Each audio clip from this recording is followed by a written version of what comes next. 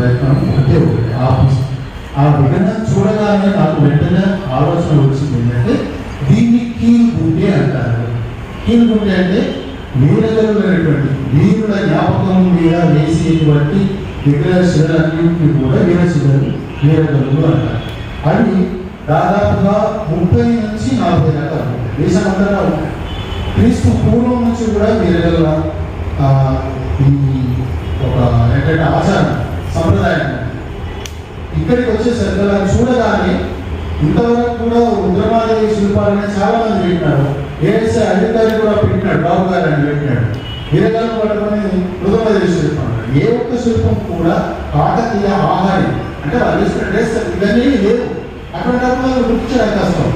కాబట్టి కాకతీయ శిల్పంలో వాళ్ళని ఎట్లా ఉంటారు డ్రెస్ ఒక కొప్పు తల కొప్పుతో కాకతీయ ఆ శైలి గుర్తించడానికి వీలుంటుంది.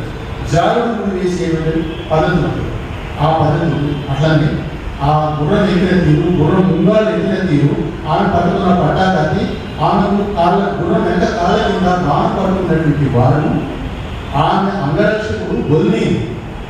ఆమెతో పాటు తాను కూడా సమాధైనటువంటి ఆమె అంగరక్షకుడు బొల్లింది ఆ విగ్రహం. అది ఎందుకు అట్లా చెప్తున్నానంటే మద్రాసు మ్యూజియంలో అదే బొల్లిని పుట్టిన ఊరు నుంచి తీసుకెళ్ళిన ఈ కీలుకుంటే విగ్రహం అక్కడ ఉంది. ఆ విగ్రహాన్ని అక్కడ పొరపాటున స్త్రీ శిల్పం అనకుండా పురుష శిల్పం అన్నారు. కానీ స్త్రీ శిల్పం అది ఈ త్రిపురాంతక శిల్పం, ఈ 2 శిల్పాలు ఒకటే విధంగా ఉన్నాయి. 3వ శిల్పాన్ని సాధించిన శ్రీనివాసరావు అది కూడా త్రిపురాంతకంలోనే ఉంటుంది. ఈ 3 కీలుకుంటే శిల్పాలు కాకతీయ శిల్పాలు. రుద్రమదేవి మరణం యుద్ధరంగంలో రుద్రమదేవి మరణించిందని నిరూపించేటువంటి శిల్ప ఆధారాలు, శాసనాధారాలు దొరికినాయి. ఒకటి చదుపట్ల శాసనం, 2వది ఈపూరు శాసనం, 3వది నేను పరిష్కరించినటువంటి ఈ గుంటూరు పుట్టాపురం శాసనం. ఇవి కాకుండా వేరే శాసనాలు ఉన్నాయి. కానీ ఇవి పక్క ఆమె నిర్మించినని చెప్పడానికి కొద్ది రోజుల తేడాతో అన్ని 3 శాసనాలు ఒకే విధంగా వేయబడింది. అట్లానే కీలుకుంటేటువంటి తెలంగాణలో కూడా కీలుకుంటే వీరగలు ఉన్నాయి. ఒకటి నాగనగర్ జిల్లా దగ్గర ఉన్నటువంటి ఆవాన్పల్లి గొల్లపల్లి దగ్గర ఉన్నటువంటి ఒక 6 వీరగలలో ఒక వీరగలు కీలుకుంటే ఉంది. ఇంకోటి కూడా పూకుంటా అని చెప్పి నాగనగర్ ఏరియాలో ఉన్నటువంటిది మాకు బయో సాంస్కృతిక సంవత్సరం అది కూడా ఇది పుస్తకంలో పెట్టినాను. మనం వాటిని గుర్తించాలి. నేను చేసిన ప్రయత్నం కీలుకుంటే అటువంటి వీరగల ద్వారా ఈనాటికి రుద్రమ శిల్పాన్ని కనుగొనగలిగినామనేటువంటి ఒక సంతోషాన్ని వ్యక్తం చేయడానికి, ఈ పుస్తకం తయారు చేయడానికి, ఈ 54 పేజీల పుస్తకం తయారు చేయడానికి మాకు సంవత్సరం బయటపడింది. అందరి అభిప్రాయాలు తీసుకొని చర్చించి ఇంకా చిన్న కూడా పుస్తకాలు మార్పులు చేసుకొని ఆ విగ్రహాలను ఫోటోలు చేసుకొని పెట్టుకోవడం జరిగింది. అంటే ఒక పరిశోధనాత్మకంగా ఉండాలి. మేము ఎప్పుడు కూడా పలానాకి బొమ్మని నమ్మం. కానీ నేనే కాకతీయ రుద్రమదేవి చెప్పడానికి కేవలం ఈ వీరగలు వాడడం.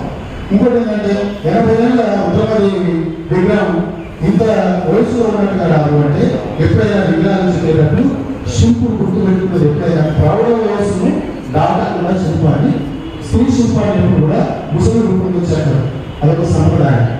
పురుషులను చూపించవచ్చు, గడాలు తీశారు. కానీ స్త్రీలను మాత్రం ప్రౌఢ వయసు దాటి చూపించారు. అందువల్ల రుద్రమదేవి శిల్పాన్ని అట్లా చెప్పిన ఈ రుద్రమదేవి శిల్పాన్ని తీసుకొని అట్లానే అక్కడ గోడ మీద ఉన్నటువంటి ఒక సంభాషణను తీసుకొని త్రిపురాంతకంలో జరిగిన 100 పైగా శాసనాలు చదివి వాటినన్నిటి నుంచి తీసుకున్న సారాంశం నుంచి ఆ సంభాషణను, అది చారిత్రక సంభాషణ, అది గణపతి దేవుడు ఆయన ఎవరు విశ్వేశ్వర శంభు, అది అక్కడ కాలాముఖులైనటువంటి కాకతీయుడు, కాలాముఖ శైవాన్ని స్వీకరించిన కాకతీయుడు త్రిపురాంతకంలో వచ్చిన విశ్వేశ్వర శంభు వల్ల గోడకి మాట శైవాన్ని స్వీకరించింది.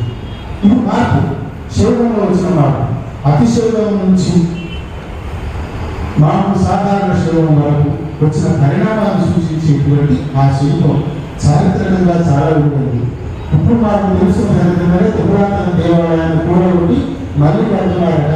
ఆ 100 శిల్పాలు ఏమైనా ఇంత విలువైనటువంటి మంది ఇక్కడ పోతామని ఒక ఆందోళన ఉంది. వాటిని రక్షించేది మళ్ళీ ఉద్యమంగా చేయాల్సి వస్తుంది. నేను చేసిన ఒక ఈ చిన్న ప్రయత్నానికి ఇక్కడ అందరికి తెలియజేయడానికి కోసం ఈ కార్యక్రమాన్ని ఏర్పాటు చేస్తున్నాం. మా మాట మానించి ఇక్కడికి చూసి మీరందరూ మా కార్యక్రమాన్ని పుస్తకాలుస్తున్న పాల్గొన్నటువంటి మీ అందరికీ కూడా ధన్యవాదాలు తెలియజేస్తూ, నేను ఈ పుస్తక రచయితలను చెప్పుకోవడం కాదు, కేవలం జస్ట్ ఒక సంపాదకుడు. ఇందులో ఉన్న సమాచారాన్ని సంపాదించుకున్న వారిని నేను నాది కాదు, మా చరిత్ర బృందాన్ని. Thank you.